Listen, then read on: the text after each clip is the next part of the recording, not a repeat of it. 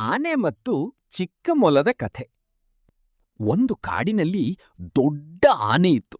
ಅದರ ಹೆಸರು ಗಣೇಶ.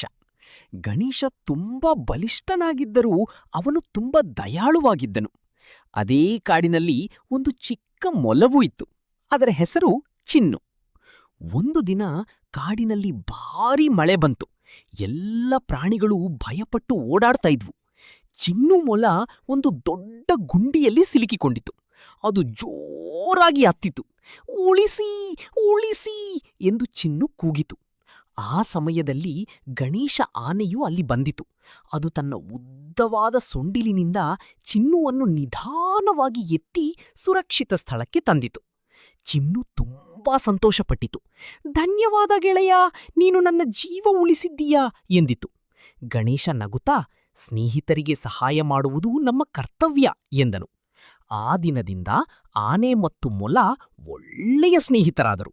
ಅವರು ಪ್ರತಿದಿನ ಜೊತೆಯಲ್ಲಿ ಆಟವಾಡುತ್ತಿದ್ದರು. ಕಥೆಯ ನೀತಿ: ಇತರರಿಗೆ ಸಹಾಯ ಮಾಡಿದರೆ ನಿಜವಾದ ಸ್ನೇಹ ದೊರೆಯುತ್ತದೆ. ವಾಹ್!